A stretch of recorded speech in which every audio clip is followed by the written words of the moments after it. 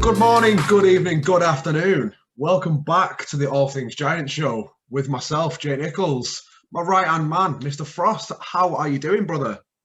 Absolutely great, mate. How are you? I'm absolutely buzzing, mate. Not as buzzing as you are, considering you just told me about a double espresso before you started the show. So this could be a fun one. We know I've got you to thank for that, don't we? So got the double espresso hype. Yeah, man. So, mate, it's been a bit of a wild week. We've had a couple of games going on. We've had, obviously, a change of coaches with a new coach coming in. We've got some big surprises coming up. We've had the results from the WingVille win of the week. But first, we'll brush over and talk about the Lions game. Now, we don't want to go too much into it. You know, it was 24-point blowout. We're not too keen on the result, but we've got a bit of positive news to talk about, mate. You know, let's talk about the young kids coming in at the end of the game. You know, Joe Hayes, Tyrell Brown coming on, Zach Powell coming on, Powell getting a career high. You know, Joe Hayes getting his first BBL points, and you know, Tyrell Brown with that beautiful pass that we all remember from that game. Let's have a chat about that, mate. What are your feelings? So, I mean, I'm not going to get too hung up on the London game. I said that to you at the time. You know, I thought, you know, we was kind of let down a little bit. Obviously, Satch didn't have a great game while he was there, you know. And they just, I mean, it's been a while since I've seen London play defense, and it's just annoying that they decided to play it against us, you know. But I mean, on a whole, I mean, we're going to go into it a bit further. But obviously, I had a chat with Pluto yesterday, and I said something to him, and it was, and for me, I don't think he realised what he'd done until I told him, and it was that fourth quarter. I said to him, was it a statement kind of thing? And he said, well, yeah, you know, we're showing that we've got the rotation. We can do it. And I said, and I picked out a particular player because obviously we've seen, you know, TY slightly more than we've seen Joe Hayes, and we've seen Zach quite a lot. Now I said, Joe Hayes got his first 2 points in BBL. And I said, Pluto, that's one thing that no one will ever take away from him, no matter what he does. And ironically, the 2 points he got was probably against one of the best franchises that the BBL might ever see. Yeah, talent-wise, you know. I know obviously Leicester have run away with it a bit, but on paper they really are, you know. And I said, you've changed that guy's career. You've changed that guy's career. And yeah, I know London rotated into the bench, but if you look at London's bench, a lot of them start for BBL teams. If I'm dead honest with you, absolutely, you know, and even the London commentator said that. So, but I said, I don't think, you know, you realised, you know, what you did for that guy. And I said, it was refreshing. It was, you know, it's no coincidence that got his, you know, career high points. You know, it was no coincidence. I mean, David Ulf got his career high points as well, didn't he? You know, because it's just, all you're doing is letting 5 young, hungry guys go out there and say, this is what we can do. Yeah. You know, yeah, it was against a slightly weakened London team, but that London team was still better than ours on paper. Yeah. You know what I mean? Experience and everything wise. So, like I said, without wanting to go into the game and everything too much, I think I was, like I said, just a summary, I was slightly let down with the defense. London stepped up the game. Unfortunately, you know, it was against us. At some point, they was going to do it. You know, unfortunately, it was against us. And, you know, again, it was just fantastic to see the kids out there. It was fantastic to see them get the chance. And, you know, it was nice that coach, you know, put the trust in them, you know. And when I spoke to him last night, he turned around to me and said, I said to each and every one of them going into that fourth quarter, be ready. Yeah. You know, and they was, realistically, they just thought it was just another comment from coach, you know, making sure they're not, you know, just sitting about, you know, shoes are untied kind of thing. He meant it, and he did, and they played most of the fourth quarter. And for me, I don't think it's any coincidence we did, you know, we comprehensively won the fourth quarter. Do you know what I mean? So I don't want to get hung up on that game, but that's my thoughts on it anyway. You know what I mean? I think London wanted to come out and make a statement against us because last time we run them pretty close. You know, obviously in between that game, the first game we played in this game, we've had the bye with the semi-final and all that shit going down. But Like you said, mate, I think Pluto has embedded something in Joe Hayes' career now, where I think me and you spoke on the phone earlier, and it was you that said it. You went, Joe Hayes is always going to remember the coach that gave him a chance, and you're completely right, mate. You're completely right. And regardless whether it's his first 2 points, if he doesn't score the rest of the season, obviously we hope he does. But if he doesn't, then he's going to move to next season and go, I scored against the best franchise in the BBL. I scored against a team that had ex-NBA players, and he's going to take that forward with his career, And we've said it before, we say it again. The players say it, we say it. There's a reason he's called No Chill Joe. He's the hardest worker in the room, from what we've been told, So yeah, exactly, and he deserves it, And he's a young lad. He's got his full career ahead of him, whether that career is in basketball or not. I mean, he's never just going to leave the game. He's got the quality to be in a BBL team. He's never going to just leave the game. But whether his career is basketball or whatever, like you said, he's always going to have that there. Yeah. He's always going to say, I scored these points, and whether they was his first of many or his last one, it's always going to be there. Do you know what I mean? Correct. Like I said, it was a bit of a blowout. It was tough to watch, but then we had to come out fighting against Cheshire. And personally, mate, I think we did. I think we came to that Cheshire game going, right, we got bent over by London. Let's show Cheshire what we can do. And Cheshire have been on a huge run before we played them on that Sunday. And again, I've not got many negatives to say about that game, apart from, we got beat at the last second shot. We got beat by 2 points. Regardless of how we're going to look into it in the next coming minutes, there wasn't much I can say where I was disappointed. The one thing I do want to say is, we spoke about before, is the rebounds. Jimbo Lull got 17 rebounds in that game.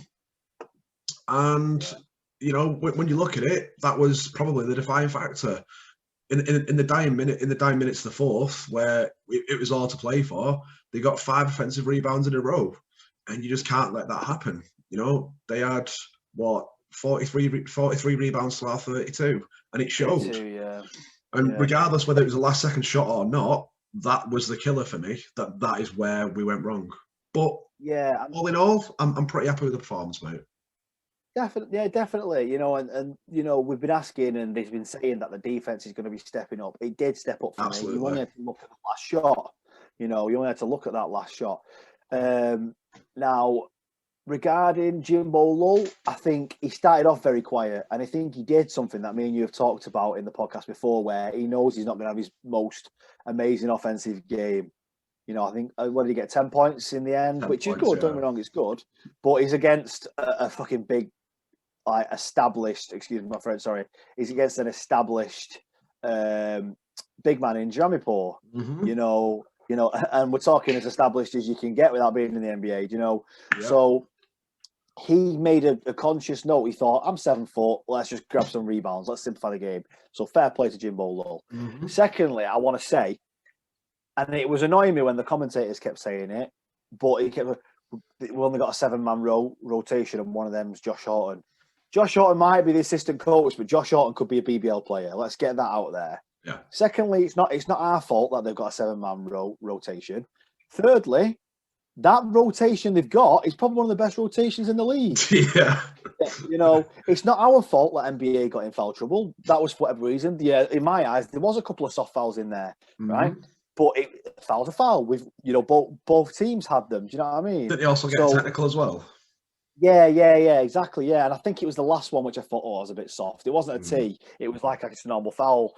But I thought it was a bit soft. But whatever. So let's disregard that, because when you've got a team with the two, probably two of the. I mean, I rate 3 point guards massively in my eyes in the league: Karen Ross, Mike McCall, and Crandall. Yeah, I know there is other really good point guards. Totally get that. But in my eyes, game-wise, Cheshire have got 2 of the 3 that you've just said. Yeah. So there's that, right? So they can take any guard out of the game. They've got Jimbolo, who's 7 foot. We say it time and time again, you can't teach 7 foot, okay? Take that out of there. They've got NBA, a guy, who's been one of the most decorated, played people. Yep. Yeah. You know, so and that's just naming a few. So they've got that right. So it was a very even game, and bear in mind how many injury things we've had to play through and players leaving. So, you know, that was an evenly contested game, and Cheshire knew they was in the game, and you know we kept them to what score was it? Like 75 points. 75, 77, 75. Yeah. Yeah. So you know we kept them to 77. You know the defense was good. We was leading for a lot of the game. You know, and I mean there was a point in the game when we was 10 points up and they called a timeout. And I said to you via voice note, I said, we need to get the first points after this timeout now. We need to get a stop. And I honestly think that would have changed the game. I really do. Yeah. I really do. And there was other points in the fourth, I remember, where no one scored for a while, you know, and even the commentator said, this is a battle of the wits, this. We don't know who's going to score. You know, it's putting them second chance points away. You know, putting them, you know, when they miss, because we know Mike McCall and Karen Ross like a weird shot. You know, we know that. So you're going to get a few rebounds. That little force kind of fading away turn. Yeah. You know, and I still say, and I know he scored one recently as well against Bristol, and he's a great shooter, Karen Ross. But I honestly think 8 or 9 times out of 10, the shot that he took to win the game misses. Yeah. Especially with one of the best defensive players in the league in his face. Correct. You know, I still say that, and I'm genuinely taking absolutely nothing away from Cheshire. I've got nothing against Cheshire, you know. And they said, and the commentators quite rightfully said, it's going to go down to the wire. And if Manchester win it, brilliant. If Cheshire win it, brilliant, because this has been a great game. And that's what it. Yeah, it's a shame it's against our local rivals, but I said to Pluto last night, I can't pick anything in there. I can't. No. I can't pick. You know, we know they're going to score points. So, but we kept them to below 80, which not many teams do at the moment. You know, so we was matching them. We was leading for a lot of the game. It was just the closeout. It was just the closeout. You know. Again, just to reiterate on that, you know, they came out playing. You know, they were on a big winning streak. They weren't taking the foot off the gas at all by any means. They came out wanting to absolutely kill us in that match. But to run it that close, we were up by 10. They were up by 7 at one point, I think. And you look at it and go, well, yeah, we lost, and we lost on a last-second shot. But yeah, that's probably the worst way to lose, because it is gutting when you lose on that kind of end. But what we've got to remember is that was probably the best game. That was the best game we've played in a good 5-6 games now. Oh yeah. Offensively, defensively, like that's one of the best games we've played. And without probably our best shooter. Yeah. You know. I honestly can't. I can't take anything away from that game. No. There's nothing. I struggled to find negatives. The only negative was that we got beat. You know, that was the only negative, and it was a small margin. And if we'd have won that game by 1 point, we'd have been going away saying, "What a win that is! Yeah. Great points total, great defense." You know, so we can't just not say that because they did that. You know, if Karen Ross had got a shot off and it was completely wide open and all that, I'd say I'd be a lot more annoyed. But DJ was in his face. Yeah. You know, maybe a hint of a slight push off at the start of it, but you know, no, you're never getting that. But you know, in no uncertain terms, you know, I won't say Cheshire deserved it. I won't say we deserved it. I just say it was a great game. It was a fantastic game to watch. Completely agree, mate. Completely agree. And then, you know, we can talk hypothetics. We can talk hypothetical nonsense all day with, if NBA wasn't on 4 fouls, would he have 20 balled us? If Satchel wasn't injured, would he have come out and scored 15? You know, all them questions, are hanging over the game. But you know, looking at it as how it happened, I'm very happy, and it was a very entertaining game of basketball. Yeah, and I think Ben Thomas would have been quite, because obviously, he did get 1 tee. A silly tee as well, by the way, but he got 1 tee, and Ben Thomas should have been really annoyed at that, because obviously they did have a short rotation, but taking off away, because they was missing NBA for quite 2 chunks of the game. We was missing Justin Satchel for, you know, a 40% 3-point shooter for the full game. Yeah, you know, so it swings and roundabouts. It really is, and whether that was God's way of evening out the game, I don't know. Do you know what I mean? But it's just one of them. It's just one of them, and NBA can't be angry because he's in charge of his own game, you know. And I think as a player, he gets away with a lot anyway. You know, some of his back down to dubious. You know, and some of his tweets off the court, mate. yeah. Dubious on and off. No, but he's a wonderful player, and like you said, he's one of them players, as we've said time and time again about other players as well. He's that guy that can get away with those what we call pro moves, and you know, the little tug, the little elbow, little hold. If you can get away with it, fair game. You know, absolutely fair game. 10 years ago, we don't look at any of his play and say it's a foul. And bear in mind, he was at his peak 10 years ago still, do you know? Yeah. So you've got, you know, as a ref, you're making honest. I thought the refs was decent. I mean, I still don't believe DJ's, you know, I know he had a flop warning, which I didn't know about at the time, but I still don't think he flopped on that one. I don't think he did either, mate.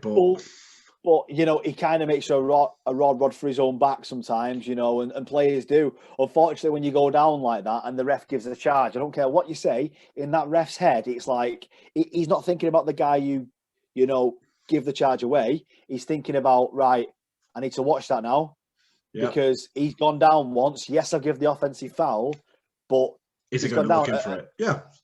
99% of charge calls, the person has gone down dramatically. Yeah.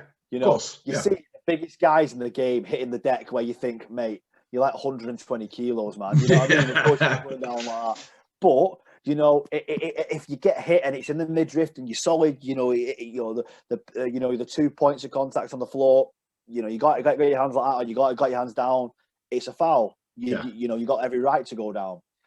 And that's why they put they had the charge zone in there, you know, so, you know, to even it out a little bit. So fair play, you know, but I just think the ref had that in his mind on that second one, but it didn't change the game. You know, we're not coming away from it saying, "Oh, if we'd have scored them free throws," or if people miss free throws. You know, we missed free throws in the game, but not many. Do you know what I mean? And you know, wouldn't necessarily have changed the game. You know, I can't really think of many bad shots taken. Do you know what I mean? I think sorry, go on, mate. Oh no, I was going to say sorry. I was just going to say, like, you know, I think because Sam Cassell scored a couple early. You know, and I think they kind of jumped on it a little bit. He had a quiet game after that. Yeah. Which is, again, when you guard, which his guard was quicker than him, it's hard to play through that. Do you know what I mean? So yeah, it was. I don't see it. It's weird. Like, I don't see it as, you know, I'm a City fan, and I don't see it like a derby like I see United. I see it as a basketball challenge. I don't necessarily lose a load of sleep over it like I sometimes do with football. Yeah. But I think it was more just, I saw it as, it's another Giants loss, you know, and that's, I didn't see it as, we've just been beaten by Cheshire. I saw it as, we've been beaten again, you know. So that's why it just frustrated me a little bit, man. You know what I mean? Yeah, I mean, going back to what you said with DJ getting a few calls, the flop warning, obviously NBA and Ben Thomas getting a T. Let's talk about reffing. Now, we're not here to slate the refs. Just an interesting point that Strictly Basketball over on Instagram posted. We put out to our story, put a little poll out, considering what was going on in the league. I think the NBA are trying to push for, or have tried to talk about, referees having a post-game interview. I think it's around 80%, 20% to agree at the moment on our poll. Go and check that out. But for me personally, it's a tough one because some of the calls I've made whilst reffing, as you know yourself as well, it's on the spot, it's boom. Yeah. If there was a way of, like, I know obviously we talk about the NBA as the pedestal to reach to, but they have the access to a screen to review stuff, or they can have a look at the footage at a close-up, different angles to make sure they can recall that call. Now, with the BBL at the moment, I think it'd be tough to put a referee under that pressure to answer those questions. I think it'd be interesting to have a referee have a post-game interview, but then where do you stand on what questions you ask them? You know, we've seen the BBL does mic up the refs, and that's really interesting insight from a fan's perspective to hear what they say to the players. But I'm 50-50 because obviously in the heat of the moment, I want to know why you called it. But the sensible part of me goes, but can you really recall it? Can you get the right angle to say, you know what, I was wrong, but they can't change the decision. It's a bit late after the game. Do you know what I mean? If it's post game and you go, actually, I was wrong, and that decision changed a game like we had against Cheshire with 2 points, it's just going to imbalance things. Do you know what I mean? Yeah, and I'm really, really, really torn on this one. Now, originally, I voted yes, and the more I think about it, the more I'm torn with it. And the reason why I say that is because there's a couple of things. It puts more pressure on referees from the start. Okay. Yep. Now, what I'm going to do is I'm going to say that, but then I'm going to counteract it with the other side's argument. Mm-hmm. So it puts referees under more pressure from the start. Mm-hmm. But you're getting paid as a referee for that. Now, what? And I don't know whether they get paid decent or not, right? That I don't know. But on that, it's hard to say. But I think if you mic up a referee, it's going to be an acted performance. They're going to know. They're going to be, it's not going to be original. It's not going to be authentic. They're not going to, because they're going to know they're mic'd up. So I don't think that, you can take much from that. Now, when you say, I don't necessarily think the referee should be interviewed, by the BBL and stuff. Unfortunately, the BBL player barely get it right. So they're not going to get replays in there for the referee. So the hands are already tied behind the back. I get that. Yeah. Okay. Because, Yeah. Well, but then you'd have to, do every game under Sky, wouldn't you? Yeah. So until we get that kind of technology, you can't, we can't really ask for that. But I think if a referee has made a particularly bad decision or something, now we see it in rugby where the referees, the TMO doesn't necessarily come in. I mean, I don't think football is even close to getting it right yet. No. But in rugby, I think they've got it absolutely bang on. Agreed. The referees still do make mistakes, right? But the TMO will come in as and when the referee needs it. Did the ball get grounded in rugby?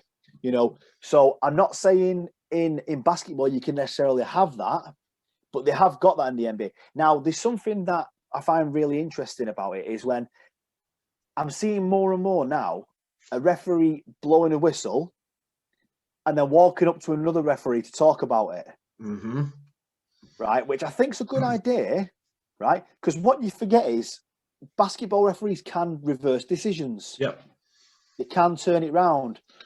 If he calls if someone called a foul on you, but really it was me who fouled you, or it was really me who fouled, and the other referee saw that, it's like, right, let's change it. They can do.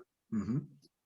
But I think by putting referees under the spotlight, what do you ask them? You got that wrong, you got this wrong, you got that wrong. I just think what needs to be done more is, and then I don't know how much is done, but I have played tournaments where it's been referee camps. So I see that. The standard of refereeing across the board for me is still subpar. But again, with the pandemic, hands are tied. We seem to get the same refs all the time who, for some reason, don't seem to give a lot to us. But the referees, it just needs more scrutiny from the Referees Association. Mm-hmm. It needs more. They need to sit down once a week with a Zoom call for an hour, right, and just say, you probably could have done better there. You probably could have done this. This was a great call. That was a great call. Because they do get quite a lot of things right. And we know from years and years gone by that there's contentious calls. But when you hear from, certain people and players and everything saying that, and we've done it before where, referees have said, yeah, that was a bit of a soft one, that. And you think, you can reverse this now, mate. You can reverse this. Yeah. Do you know what I mean? There's bits and bats where I think to myself, you've got the power now to do something about this, and they don't, and I don't care what you say, every referee calls something and it's a little bit, oh, come on. Now, I think for us personally, it's probably no point, not for us as in me and you, but I mean for Giants in general, there's probably no point in the players going to the refs. You see Jack Hudson going to the ref, you see Sam Cassell going to the ref, DJ every now and again. I think Sam got a team in that game as well, yeah. Yeah. It's not going to work. Yes, Sam Cassell probably does know more about basketball than that referee, but it's not going to change the decision. It's not. Whether you've got an American accent, a British accent, or a blooming Colombian accent, it doesn't matter. They're not going to change it. Yeah. They're not. but just to sort of summarise, I think I'm edging more towards disagree. Yeah. And the only reason for that is that I do think refs should have to stand up and be counted. And we're seeing it more and more in football where referees get stuff wrong and they get a few games out. Yeah. You know, because at the end of the day, this is their job. Yeah. Right? And if they're constantly getting things wrong, like you would at your employer and I would at my employer, they'd have reviews. Yeah. That needs to be more prevalent. But unfortunately, within the pandemic, we've only got so many referees who have volunteered for it. So hands are tied. But I am leaning more towards disagree, you know, as it stands. I think that there has been points in the past where I've spoke to previous coaches, spoke to staff of the Giants in previous seasons, and we have clipped fouls on video footage, sent it off to FIBA and been like, we're not happy with this, we're not happy with that, we're not happy with that. Now, I've never heard back from that. So I know that happens. And I'm assuming from that it happens up and down the league where they send in a review and go, not a review, what's the word? Like a protest almost and go, we think we were unfair. An appeal, with this. Appeal, yeah. So obviously it doesn't change the result of the game. It doesn't change what's going on, but it's interesting to know that happens. I don't know the stage after that, whether they come back and go, we back our referees here, we believe that was the right call, or they'll go, we'll give them additional training, whatever. But it's just a nice little insight. If you listen to this and you agree or disagree, let us know in the comments, tweet us, DM us, whatever, get involved with us and let us know your side and how you think all of the refereeing situation that we spoke about could be resolved or helped. We'll move on to just a quick one. We've heard that Satchel's wrist sprain, obviously we knew he was out. It was pretty bad, and he's hoping to be in by the Worcester game next Wednesday. Nothing confirmed yet. Obviously, we'll know officially via Twitter and Facebook. But as it stands, he's still out. We don't know if it's light training or not, but he hopefully should be back for the Wednesday game at home against Worcester. Let's talk about changes. Let's talk about people coming in and out. We spoke about you having a word with Pluto on the phone last night. Mr. Lloyd Gardner has come in to be our new head coach. Now, he was one of the names that was popping up and down Twitter when the job became available. He spent 13 years at Barking Academy as a basketball director. He has limited experience in the BBL, not taking anything away from that.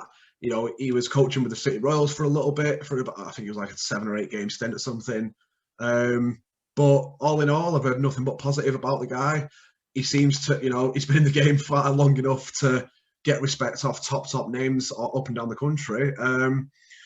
I'm just excited to see him in, mate. I'm excited to hear the feedback. You know, the feedback we've got from the players is positive, saying, you know, he really enjoyed that training session. Like, we're looking forward to it, see what happens. He is signed until the end of the season, as of right now, with a pending into next season. So yeah, it's looking good, mate. What are all your knowledge, your thoughts on Lloyd coming in?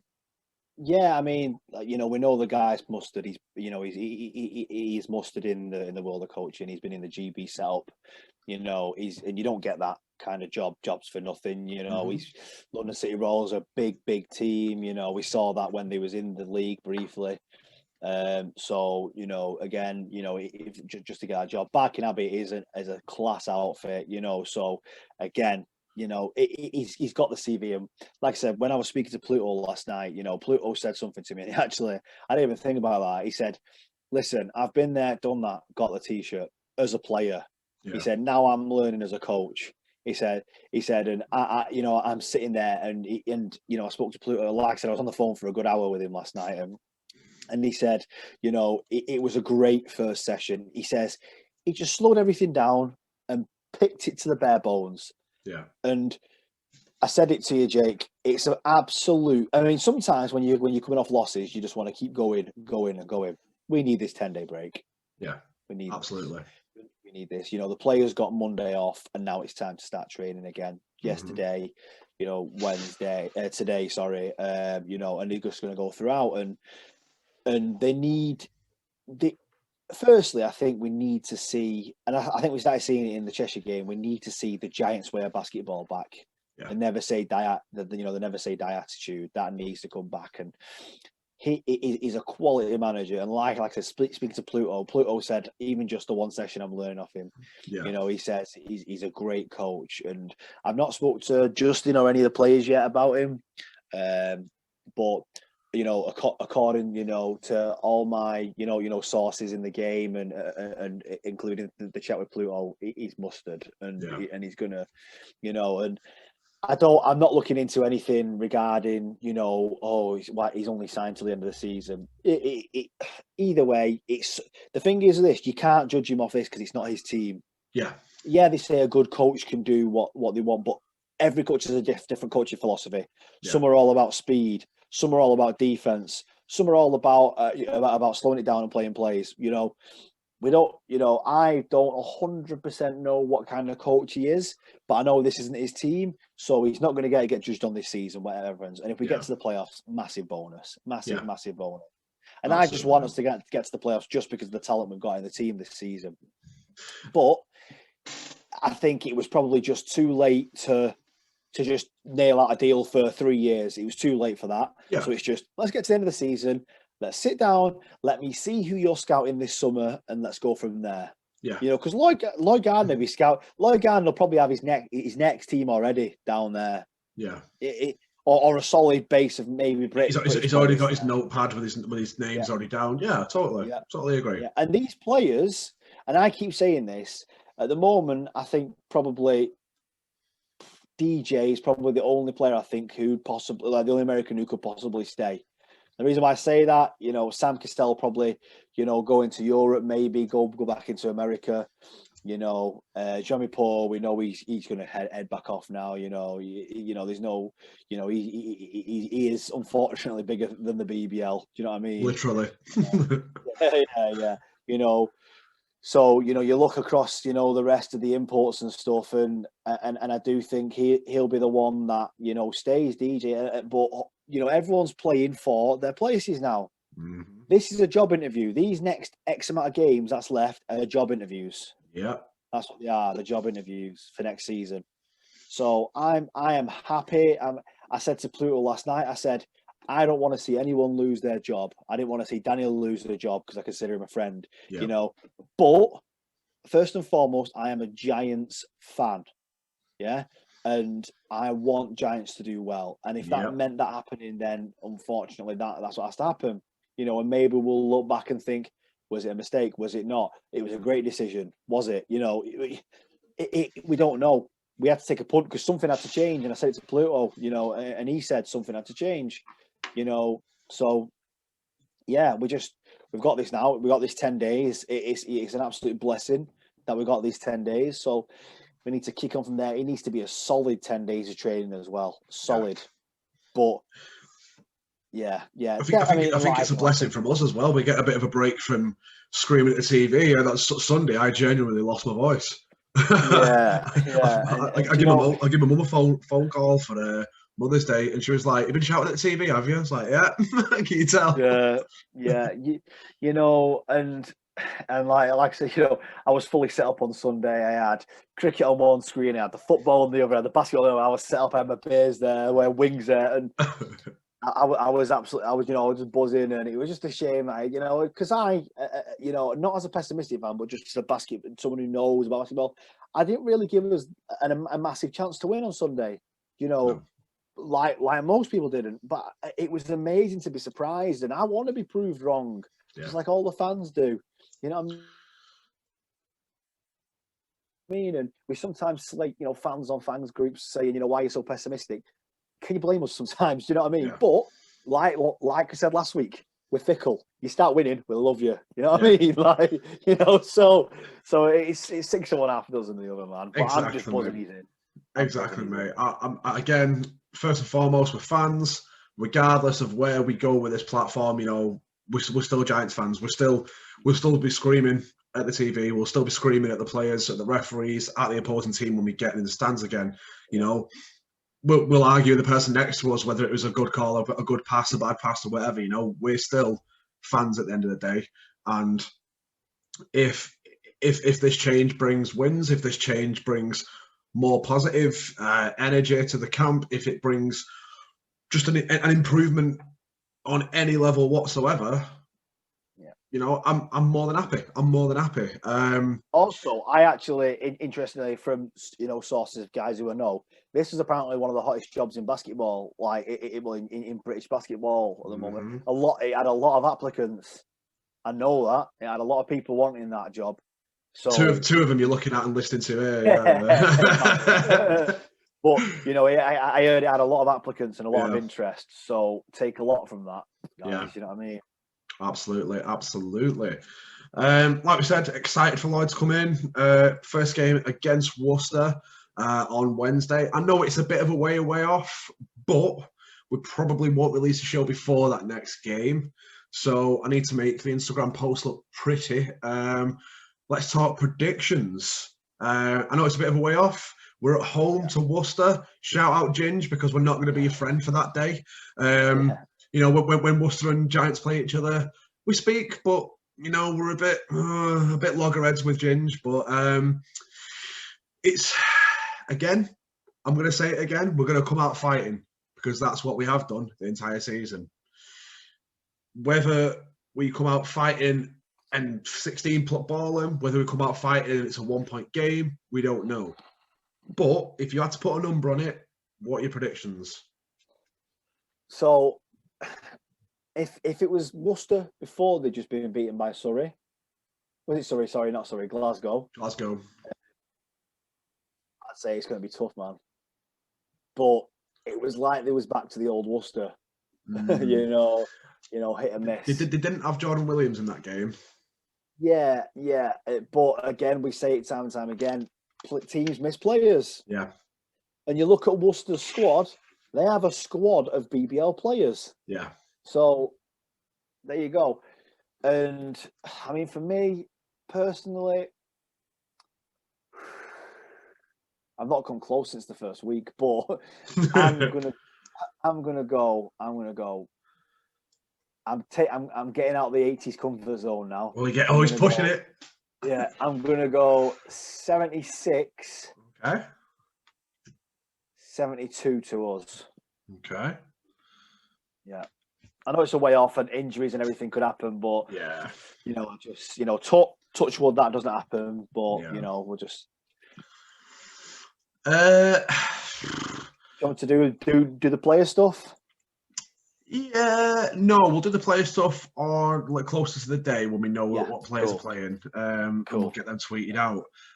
Score wise, I'm gonna push it, mate, because if we're promoting defense, if Gardner's coming in and stripping it back to basics and training, and we're gonna push defensive stops but score when we go forward, I'm gonna push us to 94 here, right? A 94 win to 86. And I know that's a lot to give in when we talk about we're pushing the defense and that, but Worcester are prominent scorers, and we've seen it time and time again. So you can't take anything away from them, no matter how tough you play on them. Last game we played, I think they had 4 open shots per half. Everything else was contested. Every 3 that Boutneck shot was contested, and they still hit them. So 94-86 for me, 76-72 for yourself. It's going to be a tough game. We're at home. Anything can happen on the day. We've showed that we can beat any given team and take everyone to the last 9 seconds this season already. So I think it's a dub. I mean, the massive bonus for us is it's like, although they've played against our players, they've not played against this team. So it's like they're playing a new team. They have they can't scout this game. They can scout players. Yeah. They know DJ's 3-point shots developed. They know what Sam Cassell brings. Yeah. They know what Jeremy Paul brings. Yeah. But they don't know what Jeremy Paul brings to a Lloyd Gardner team. Yeah. You know what I mean? Totally agree, mate. Totally agree. So it's going to be tough for them to scout this, but yeah, I just think they'll hit us at the wrong time. Yeah. I really do. Yeah, I totally agree, mate. I think that rounds us off nicely to a little tease. Me and Jordan have been working very hard on some potential merch. Now, we think we've got the final design. We've still got to tweak a little bit here and there. And we think we've pretty much got it set up. Now, if you have donated to the PayPal already to help us out with the Zoom, the wings, the time going into it and everything, thank you so much from the bottom of both of our hearts. For you guys that have donated, whether it was £3, whether it was £30 or anywhere in between, you will have first guaranteed access to this merch. We've not got a set date yet, but we're gonna look. We'll be looking before the end of April. It's going to be dropping before the end of April, ready for summer, ready for you to wear it back in the pubs when we're allowed out. So keep an eye out on that. If you do want to be first involved, to get the first email to obtain the link to get these, because they are going to be very, very limited. So there'll be a link down in the description with our PayPal. Donate as much or as little as you can afford. Everything helps in this game with us. If you can't afford to donate anything, just follow us on Instagram, follow us on Twitter, subscribe to our YouTube. We completely understand. It's hard times and that. Just show us your support by giving us a like, giving us a share. That also helps us out massively. But yeah, that's our little tease. We do have a potential drop coming within the next few weeks. We're going to finalize everything this week, and you'll be receiving emails and posts. So check out all our socials to keep involved with them. Just to add to that, guys, as well, there's two. I'm not going to, or should we just name the players? We might as well, two, for me personally, high profile in the Manchester game, especially, we sent prototype pictures to Dan Pilkington and Ash Blackmore. Big shout out to the boys, top guys. We sent it to them. They came back with massively positive feedback. Now we're talking guys. I'm Ash's teammate, but and potentially Pilco's teammate this season, hopefully. But to two very good friends of mine, Ash Blackmore and Dan Pilkington. Now, I said, is this something you'd wear? Is this something that you'd be interested in? And they both came back with massive feedback, huge feedback, and they were brilliant. They said it, and we didn't want to send it out to too many, but we just wanted two close friends who are in and around the basketball scene in Manchester, and that's what it's about. So yeah. We've had that feedback. We think if they like it, you guys are going to like it. Yeah. When we've posted things out with our new sign and everything, you guys liked it, so keep an eye out. You never know. You never know what's going to come, Never know. And now we come into the WingVille win of the week. #sponsored. Shout out to WingVille. Every single show we do, they've really helped us out with previous. They're going to help us out with massive things coming in the future with us. So shout out WingVille for this, for sponsoring this segment of the show. Our WingVille winner of the week was put out on a poll on Facebook and on Twitter, and the winner, with 32 votes, which, guys, that's a massive improvement from last time. So thank you very much for getting involved in this. Was David Ulf's career high of 17 points against the London Lions. Keep playing. Wheeling. Driving. Oh, watch out. Ulf. Oh, that's a good move. That's a good move. Much for everyone that voted. Shout out to David Ulf. It was very tight. Second, third, and fourth. Behind that, there was only 6 votes between second, third, and fourth. So thank you very much for getting involved. Shout out to all the players that we put on our WingVille One of the Weeks poll.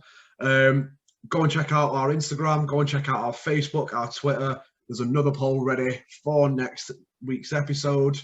Get involved, get your vote in, and we will announce it next week. We go on to the shout out part of the show. This has been an absolute roller coaster of a week. We've shot through the roof with followers on Instagram. if you've seen our interaction on Instagram this week with the hashtag show as you sneaks, trust me, my phone did not stop vibrating. We were getting pictures, we were getting videos, we were getting, people tagging us in posts, people using the hashtag. It absolutely blew up. So thank you very much for everyone who got involved. If you didn't see your submission or you didn't see another submission that you made, don't worry, we've got a plan for a video to compile them all together. There were some incredible entries. And honestly, I was blown away. I was absolutely blown away with the amount of interaction we got from it. Ash came in with a ridiculous collection. Freddie came in with a ridiculous collection. Omer came in with all of his Jordan collection. Ginge came in with his fire collection. So thank you very much, guys, for getting involved. Like I said, we've got a plan for the rest of the videos and the pictures to compile them all into a special project soon to come. On the rest of the shout outs, as always, thank you, the fans, for listening.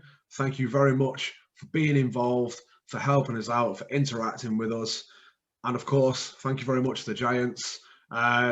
If you have seen our recent posts, they've just retweeted us with an On This Day video we posted with our win against Leicester Riders on Paddy's Day 2 years ago with Willie Clayton game-winning block. So go and check that out.